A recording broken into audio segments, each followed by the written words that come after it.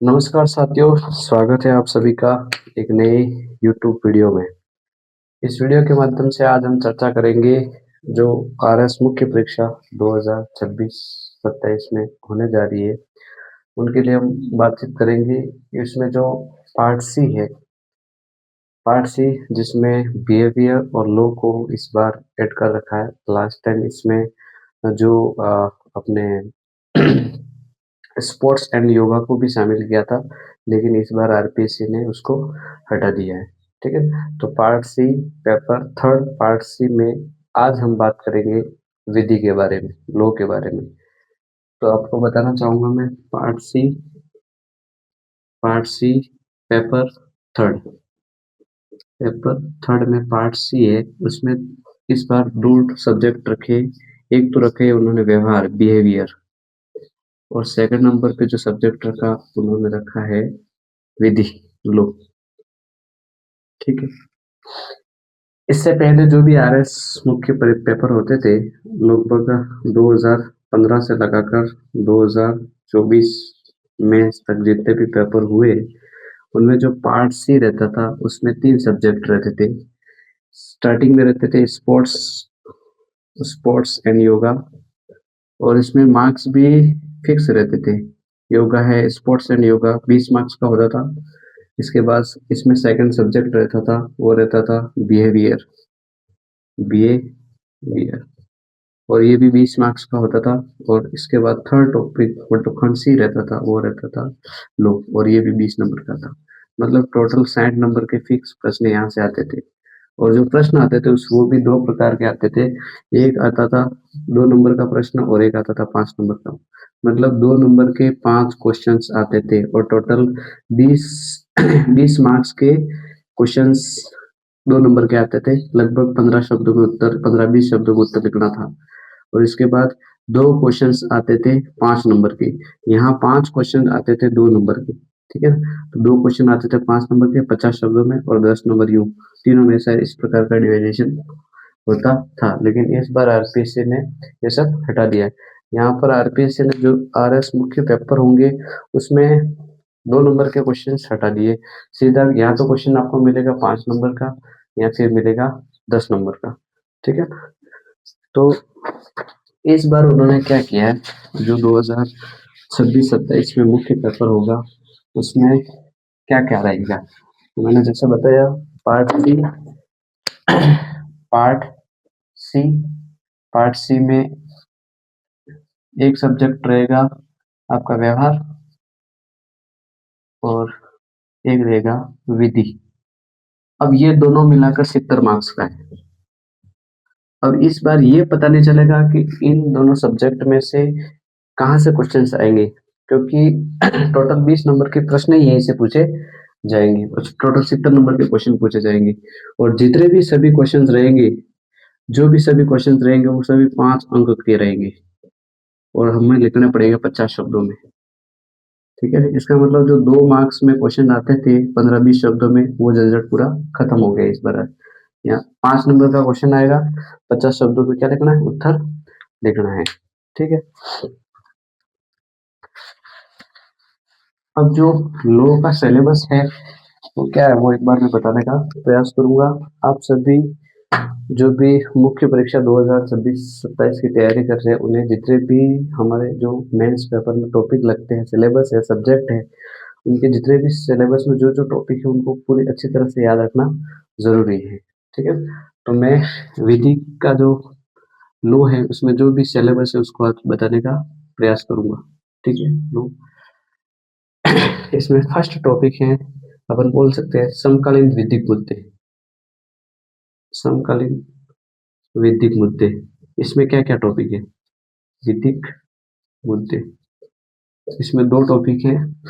एक जो टॉपिक है वो है आरटीआई, राइट टू इंफॉर्मेशन, मतलब सूचना का अधिकार, सूचना का अधिकार अधिनियम, अधिकार अधिनियम अधिनियम 2005 के बारे में पढ़ना है।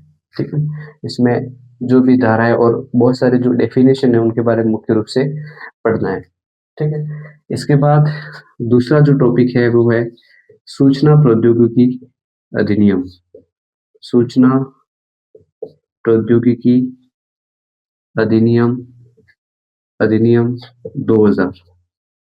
ठीक है, यहाँ से भी हमको कुछ धाराएं हैं, कुछ परिभाषा है, उनके बारे में पढ़ना है।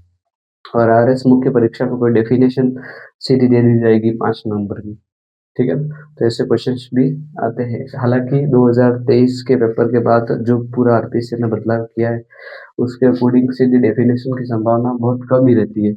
इसके बाद जो टॉपिक है वो है बौद्धिक संपदा अधिकार, इंटेलेक्चुअल प्रॉपर्टी राइट्स, बौद्धिक संपदा अधिकार, इसके कॉन्सेप्ट क्या है, इसके कौन कौन से टाइप के होते हैं, इनका यूटिफिकेशन क्या है, इसके बारे में यहाँ पढ़ना है इस वाला टॉपिक में। ठीक है, इसके बाद जो टॉपिक है वो है स्त्रियों एवं बालकों के विरुद्ध अपराध, स्त्रियों एवं बालकों बालकों के के विरुद्ध विरुद्ध अपराध। इसमें हमें 3 अधिनियम के बारे में पढ़ना है। ठीक है ना, उसमें फर्स्ट जो अधिनियम है वो है घरेलू हिंसा, घरेलू हिंसा हिंसा से महिलाओं का संरक्षण अधिनियम, संरक्षण अधिनियम, अधिनियम 2005। ठीक है, उसमें बहुत सारे जो डेफिनेशन है, इसके बाद यहाँ पर बहुत सारी धाराएं 1 से लगाकर 29 और 31 धारा को यहाँ पढ़ना है। इस बार आरपीएससी ने बहुत अच्छा किया है कि जो अधिनियम दे रखा है उसमें हमें क्या क्या पढ़ना है, उसमें कौन सी धारा पढ़ना है, उसको भी सिलेबस में उल्लेखित कर दिया गया है। ठीक है, इसके बाद जो दूसरा अधिनियम है वो है महिलाओं का महिलाओं का महिलाओं का कार्यस्थल पर लैंगिक उत्पीड़न से लैंगिक उत्पीड़न उत्पीड़न से निवारण, प्रतिषेध एवं प्रतितोष अधिनियम 2013। ठीक है, इसमें कार्यस्थल क्या है, इसमें भी फिर वापस वही धारा है। ठीक है, 1 से लगाकर 19, इसके बाद जो भी धारा है इसमें अधिकतर डेफिनेशन के बारे में पढ़ना है। कार्यस्थल क्या है, कार्यस्थल को अधिनियम में क्या क्या किस किस बात से प्रदर्शित किया गया है। ठीक है, इसके बाद एक और अधिनियम है वो है पॉक्सो एक्ट 2012 के बारे में। ठीक है, जैसे लैंगिक अपराधों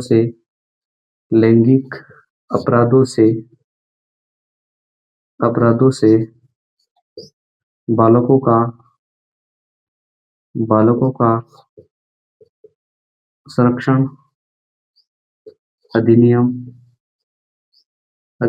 2012, जिसको हम पॉक्सो एक्ट बोल सकते हैं, पॉक्सो एक्ट 2012। ठीक है, इसमें भी 1 से जो 15 तक धारा है उसके बारे में हमें पढ़ना है।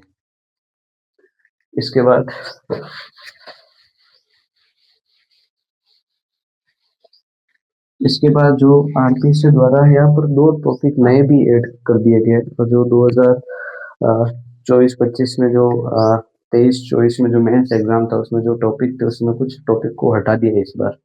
और इसके बाद 2 नए टॉपिक जो जुड़े हैं वो मेरे अकॉर्डिंग मैं अच्छे मानता हूँ, क्योंकि जो आधुनिक समय में हमें जिस प्रकार के लॉ की जरूरत है और जिस प्रकार की जो डिजिटल और टेक्नोलॉजी के बारे में हमें आजकल सिखाया जा रहा है और इनका उपयोग आ रहा है, तो उनके अकॉर्डिंग आरपीएससी ने सिलेबस को एडजस्ट किया है। ठीक है, तो इसमें जो आगे टॉपिक रहेंगे वो रहेंगे, एक और अधिनियम है माता पिता तथा वरिष्ठ नागरिकों का भरण पोषण और कल्याण अधिनियम 2007। इसमें भी बहुत सारे जो डेफिनेशन है, इस बार आरएस मुख्य परीक्षा में भी पूछा गया प्रश्न था। माता पिता, इस एक्ट में माता पिता किसको बता रखा है, ठीक है। वरिष्ठ जन से क्या तात्पर्य है, इसके बाद जो भरण पोषण है उसमें क्या क्या शामिल किया गया है, कल्याण, कल्याण में क्या क्या किन किन चीजों को शामिल किया गया है। तो कुछ डेफिनेशन है और कुछ धाराएं है, उनके बारे में हमें यहाँ पर पढ़ना पड़ेगा, ठीक है। इसके बाद है राजस्थान से संबंधित महत्वपूर्ण विधियां। राजस्थान से संबंधित महत्वपूर्ण भूमि, मतलब लैंड मेथड, बहुत सारे जो बनाए गए भूमि विद्या। और हमें मुख्य रूप से मेंस पेपर में जो पढ़ना है, सिलेबस में है, वो दो ही है, और उन दो के बारे में हमें पढ़ना है। वो कौन कौन से है मैं बताऊंगा। एक तो है राजस्थान काश्तकारी अधिनियम 1955 और दूसरा है राजस्थान भू राजस्व अधिनियम 1956। इन दोनों के बारे में विस्तार से पढ़ना है। इसमें भी धारा एक और धारा दो, जो धारा दो अधिकतर डेफिनेशन के बारे में है, और यहाँ से अधिकतर डेफिनेशन संबंधित क्वेश्चन आते रहते हैं, ठीक है। जैसे मैं पहला लो लिखता हूँ, राजस्थान काश्तकारी अधिनियम, काश्तकारी अधिनियम 1955, ठीक है।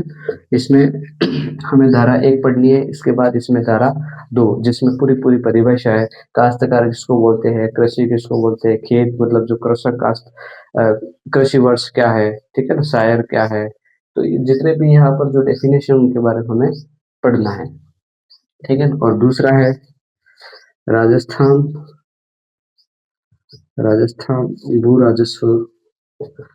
भू राजस्व अधिनियम 1956। इनमें भी बहुत सारे जो डेफिनेशन है उनके बारे में पढ़ना है। इसको समझना जरूरी है, क्योंकि इसका धरातल पर बहुत अच्छा हमें उपयोग भी होना या करने को मिलेगा, ठीक है ना। और हमें इससे बहुत सारी जानकारी भी मिलेगी, इसलिए इसको व्यवस्थित तरीके से पढ़ना है। और जो 5 नंबर का क्वेश्चन आएगा, तो सीधी डेफिनेशन के माध्यम से 5 नंबर को खत्म नहीं किया जाएगा। इसका मतलब कुछ अच्छी तरीके से क्वेश्चन बनाने का प्रयास आरपीएससी द्वारा किया जाएगा, ठीक है। इसके बाद जो आरएस मुख्य परीक्षा का जो लो है, उसमें जो दो नई टॉपिक जोड़े गए हैं इस बार, वो जो 2023 में जो भारतीय न्याय संहिता और भारतीय नागरिक सुरक्षा संहिता लागू की गई थी, तो इनको भी इस बार ऐड कर दिया गया, क्योंकि समय के अनुसार हमें इसको पढ़ना जरूरी है। जो नई बातें हैं, जो नए लो है, उनको सीखना जरूरी है, इसलिए यहाँ पर जोड़े गए हैं। तो ये मैं अच्छी बात मानता हूँ। और वो टॉपिक है, इसमें जोड़ा गया है राजस्थान भारतीय न्याय संहिता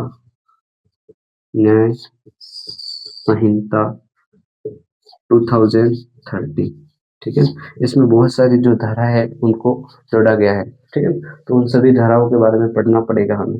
बहुत सारी धारा है, उनको पढ़ना पड़ेगा, किस धारा में किस बात का उल्लेख कर रखा है, इसके बारे में हमें जानकारी प्राप्त करनी पड़ेगी, जिसको हम शॉर्ट में इसको बोलते हैं BNS 2023, ठीक है। एक और टॉपिक है, वो है भारतीय नागरिक सुरक्षा संहिता 2023, जिसको शॉर्ट में बोल सकते हैं BNSS, ठीक है। तो ये दोनों जो टॉपिक है वो आरपीसी के द्वारा पहली बार जोड़े गए हैं, ठीक है, और जरूरी भी है। बाकी जो लो में जो सिलेबस है, जो टॉपिक है, वो पहले से चले आ रहे वही टॉपिक है। बस इसमें 2024 के जो मेंस पेपर में कुछ टॉपिक थे, कर्तव्य, अधिकार है, ठीक है ना, दायित्व, कर्तव्य, उन सबको हटा दिया गया है। तो शॉर्ट में ये जो मैंने अभी टॉपिक यहाँ बोर्ड पे आपको लिख के बताए, वो अभी लो के सिलेबस में है। इनको हमें अच्छी तरह से पढ़ना चाहिए, और जितनी भी डेफिनेशन उनको अच्छी तरह से पढ़ना चाहिए। और कम से कम इस वाले में जहां पर भी कुछ भी पढ़े, वहां पर 50 शब्दों में लिख सके, उतना मटेरियल हमारे पास होना चाहिए, क्योंकि 2 मार्क्स वाले क्वेश्चन तो हटा दिए। अब जो भी प्रश्न आएगा वो 50 शब्दों में उसके उत्तर लिखने होंगे, और 5 अंकों का ही रहेगा, ठीक है। और सबसे खास बात ये है कि आरपीएससी के द्वारा हर बार, तो मैंने पहले ही बता दिया, लॉ का जो सिलेबस में जो टॉपिक थे वो 20 अंक के होते थे पहले, और हर बार 20 नंबर के प्रश्न पूछे ही जाते थे। लेकिन इस बार आरपीएससी ने क्या कर दिया, इस बार आरपीएससी ने बहुत ही अलग परिवर्तन किया है। और परिवर्तन यह है कि जो पार्ट सी है, उस पार्ट सी में दो ही टॉपिक, दो ही सब्जेक्ट है, एक तो है बिहेवियर और दूसरा है लॉ। अब इन दोनों को मिला के 60-70 नंबर के क्वेश्चन, अब ये नहीं पता है कि जो 20 नंबर या 60 नंबर का क्वेश्चन आएंगे वो इधर से आएंगे या फिर ये बिहेवियर से आएंगे। इसका मतलब हम कुछ नहीं कर सकते। अगर आरपीएससी चाहे तो 60-70 नंबर के जो भी प्रश्न है वो लॉ से भी बना सकती है, और वो चाहे तो वो प्रश्न बिहेवियर से भी बना सकती है। इसलिए हमें जो दोनों सब्जेक्ट हैं उनको अच्छी तरह से इतना कवर कर लेना चाहिए कि यहाँ 60-70 नंबर के जो मार्क्स हैं वहां से हमें कुछ अंक प्राप्त कर सके। मतलब मैं तो ये मानता हूँ 60 में से आपको 35 और 40 के बीच में क्राइटेरिया होना चाहिए, इतना रखना चाहिए। हालांकि अभी जो आरएस मुख्य परीक्षा का पेपर हुआ था 2023 वाला, और उसके जो मार्क्स जारी किए गए, वो तो थर्ड, बहुत सारे स्टूडेंट्स ऐसे हैं जिनके जो थर्ड पेपर है, उस थर्ड पेपर में पूरे पेपर को मिलाकर 35 से 40 मार्क्स मिल रहे हैं 200 में से, और मैं यहाँ बात कर रहा हूँ आपको 60-70 में से। इसका मतलब मार्क्स लाना बहुत कठिन है, और मैं यूँ बोलता कि संभव नहीं है, ऐसा भी नहीं है। अब हम अच्छी तरह से इसको पढ़ ले तो इतने मार्क्स अर्जित किए जा सकते हैं। बाकी हम रोज प्रयास करेंगे कि जो जितने भी मैंने अभी टॉपिक किए हैं, सबसे पहले लोगों को इस यूट्यूब चैनल पर हम पूरी अच्छी तरह से करेंगे। जो भी मेरे पास पुराना जो मटेरियल पड़ा हुआ है और जो नए टॉपिक जो जोड़े गए हैं उनके बारे में भी हम, जो ऑफिशियल साइट से जो है डाटा अधिनियम, उनको पूरा पूरा प्रिंट आउट करके पढ़ के फिर आपको बताने का प्रयास किया जाएगा। धन्यवाद।